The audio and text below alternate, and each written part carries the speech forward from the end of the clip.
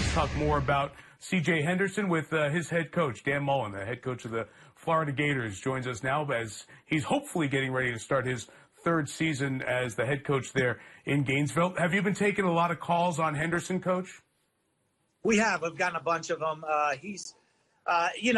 The one thing about him, I mean, you look at his skill set, what he has. He has great length. He has unbelievable speed. But if you get to know him, he's a really quiet kid. And I think so that is part of the interviews that have gone on. A lot of the guys said, hey, here's this guy who doesn't talk a whole lot. He's really quiet, laid back kid, but he's a competitor on the field when you get him out there. And he's a hard worker. And, I think he's going to make a big-time NFL corner. How would you characterize the amount of calls you're taking from your friends in the NFL compared to a normal year where they could have had more pro days, et cetera? I think you're getting maybe a little bit more just, because some of they're not getting every type of interview, the in-person interviews. They're having to do them all virtually. And obviously the workout's missing that out. I think, if you look at the draft every year, like recruiting, like for us, it's an inexact science. And so one of the things that you have to do is they try to eliminate as many variables as possible. And when you start now, if you've eliminated pro days and the individual interviews, bringing the guys to your place to interview them and sit and meet with them, I think that's changed a lot, and it's put probably a little bit more doubt in some of the coaches and the GM's minds. We see a couple of the guys who will likely be drafted from your team last year. Van Jefferson, a wide receiver's on there. We've talked a lot about a significant number of wide receivers going early in this draft. You were the offensive coordinator for a couple of national championships there at Florida. You've always been a progressive offensive coach. What is it about the college receivers now that, in addition to the preponderance of passing, it feels like they're more ready to jump right into the NFL and make an impact? Why so?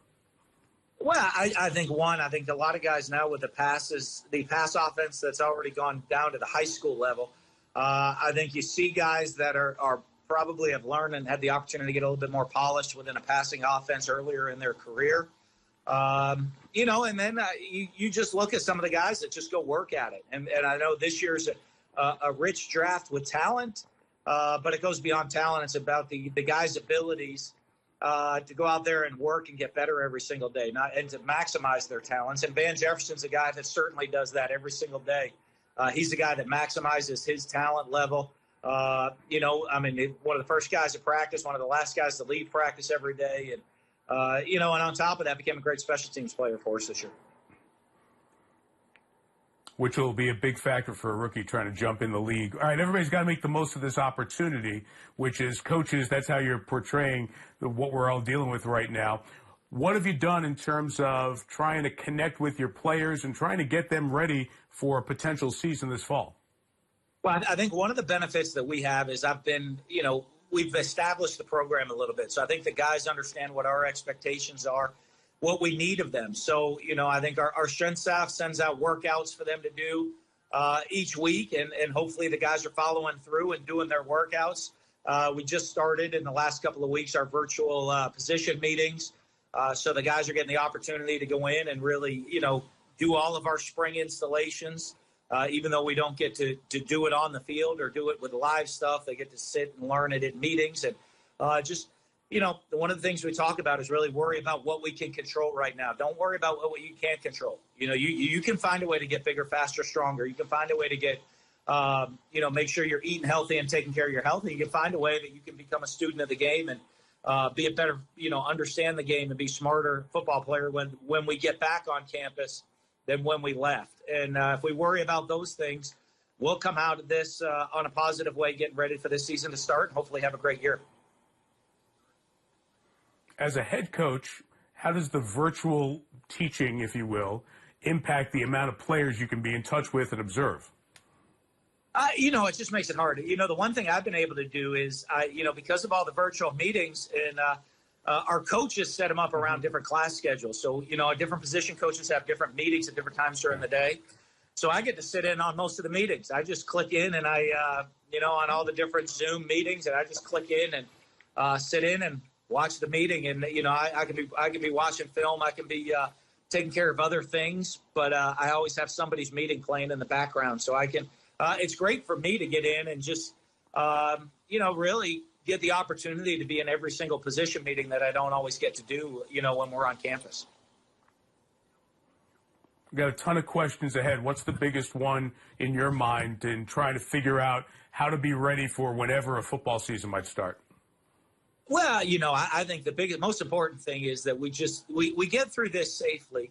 And I know because everybody's antsy to get back to life as normal, but for us to get through all of this safely, and then what we've done, I guess as the head coach, I sit down and write up every different scenario and say, okay, if we get back to life as normal on this date, what is our schedule going to be on each one of those to get us best prepared to go perform at a high level this season? And that's what we do. And I think the more everybody stays safe, the faster we have an opportunity to get back to football. What's the internal urgency for you? Because you come in 10 in a Peach Bowl, 11 in the Orange Bowl, and now this thing is kind of growing again, right? It feels like the Gators are coming, and this is a big stop sign for everybody, and that's the important deal. But what is the most important thing for you to try to pick up where that Orange Bowl victory left off on an 11-win season for the 2020 season for your guys? Well, I've talked to our guys about really just trying to stay positive. If we can stay positive in what we're doing and find a way, to improve yourself in the little things. It is what it is. And this is an adversity that we're all going through right now. Are we making the best of the adversity and finding the way to get better? And, because during the season, we're going to face adversities during games. We're going to face adversity during the season. We face adversities in life. And successful people find ways to handle adversities better than anybody else. And that's what we need to do as a team. And we need to do as a bunch of individuals is find a way to deal with this adversity as best as possible and find a way to get better at it. Find a way. I'm enjoying spending a lot of time with my family. I have a new respect for teachers. I find a way that I'm a pretty good coach. I think coaching guys the game of football. But when it comes to new math, I'm not the person you want to call. So your homeschool grade is not as high as it can be, but you're working at it, right? You're a coach. You're getting better every day. I'm trying to find ways to get better. I come up with a solution, and my kids will look at me and say, "That's not how we do it now." And I'm like, I figured out the answer. I don't know how to do all the work.